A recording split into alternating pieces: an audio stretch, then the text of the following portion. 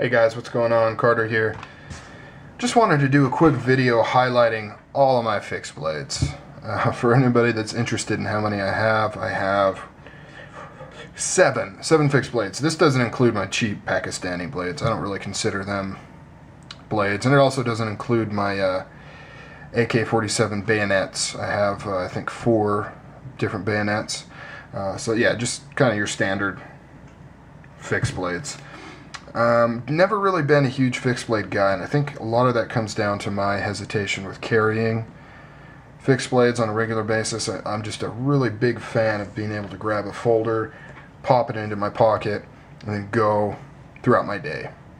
I am wanting to experiment though with maybe carrying fixed blades. We'll see how that goes. But let me run through these real quick, just in case you wanted to see them.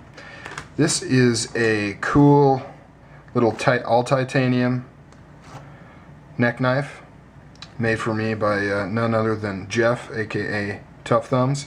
It's got a sweet G10 bead he made there, some lanyard, beautifully carved G10 scales right there, and of course the coolest thing is the alien skin anodized titanium blade.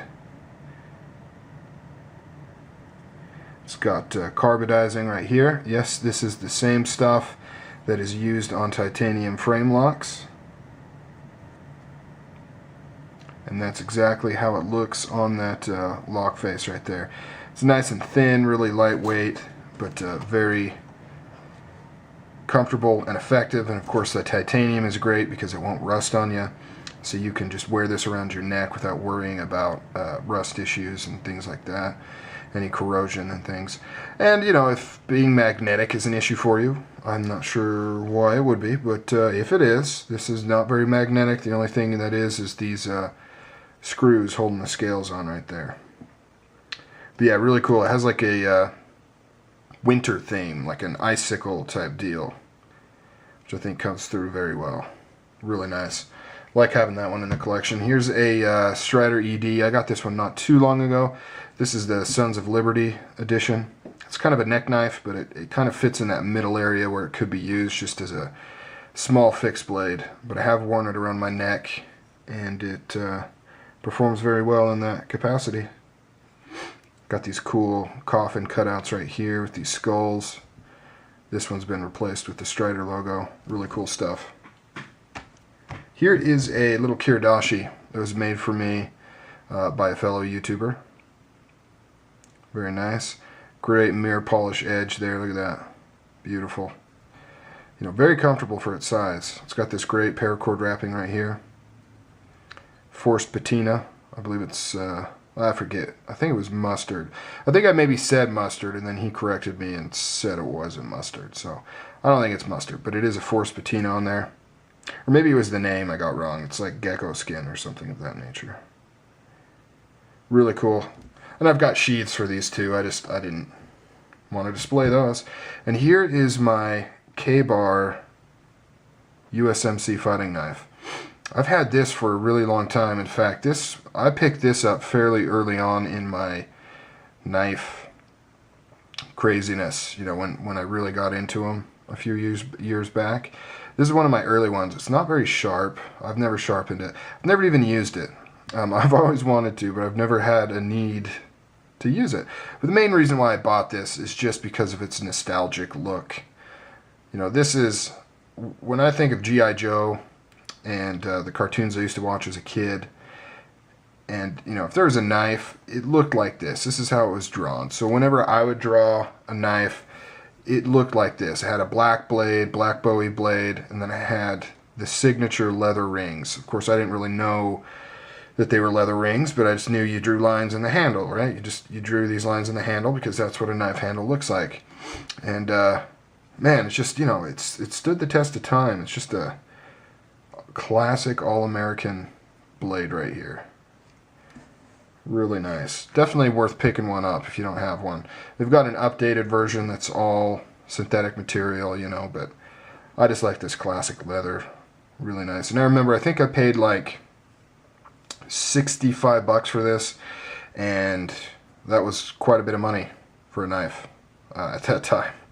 You know, if I could have looked into the future on how much I would spend on knives, I would have shat myself. Seriously. But yeah, really cool. So this kind of just holds a nice little spot in my collector's history, I guess you'd say. I got that one a long time ago. I got this from just a really cool fellow YouTuber.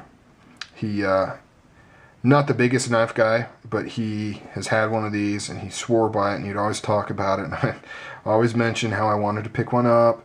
And then he saw that I never picked one up, and he won one of my contests, so I sent him out some stuff, and as a thank you, he sent me this awesome blade.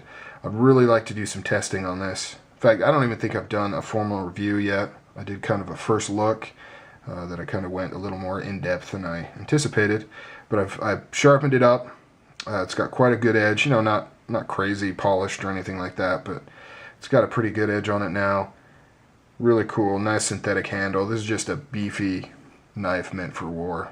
And look how long and thin that is. That is meant for maximum penetration. That's what she said, or he said, or somebody said that. Very cool stuff. Oh yeah, I didn't even mention, this is the Glock knife, the Glock trench knife. Made in Austria by Glock. It's not like those, you know, Smith & Wesson, where they just buy a cheap Chinese knife and slap their name on it. I know they're not all that way, but I've got one. I've got a cheap Smith & Wesson knife, and I found that same knife without all the Smith & Wesson markings for half the price at Harbor Freight. So, you know, I'm not meaning to talk shit, but they obviously just found a company in China that was already making these cheap-ass knives, bought a bunch of them, stamped their name on it, and sold them, which I think is kind of crappy. But that may have been an old thing. They may have moved past that. I know they do make some good quality knives, and I know a lot of people that swear by them, especially their more tactical, kind of higher end stuff they make. So, anyways, how did I get off topic, man? Oh yeah, because of the whole Glock thing. I mean, this is a legitimate knife, is what I'm trying to say. This is not just something where Glock was like, hey, maybe we can make some money in the knife world. No, they were commissioned to make a heavy-duty knife because they are known for making a heavy-duty, you know, can handle anything pistol.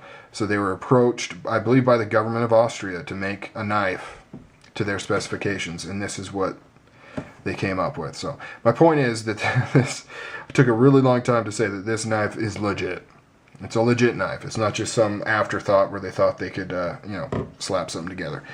This is my top smoke jumper, my largest, beefiest, heaviest blade. Look how thick that is. It's kind of deceiving because of, well, you wouldn't really call that a swedge, whatever that is. Kind of throws off the thickness. You only see it up there. But if you look right here, that's how thick it is. Like all through this middle portion right here. Well, I mean, it's that thick right there. Look at that. This thing is freaking massive. This is a chopper right here. If you want a chopper, this will do the task. You could, man, you could chop down a house with this thing, seriously. Razor sharp.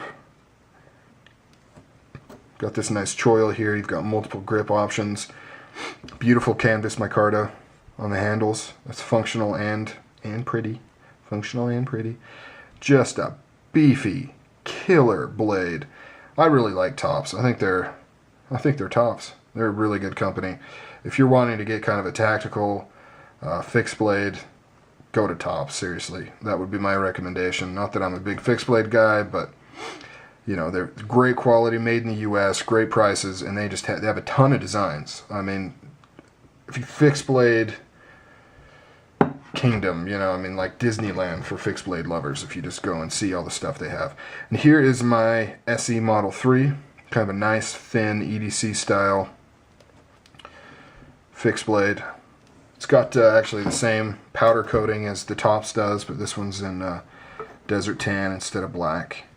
Very good coating, very, you know, very durable, very industrial, good stuff. You've seen in my video where I talk about this how my hope is to actually EDC this blade for a while at least. We'll see how that goes. Alright guys, I am almost out of time.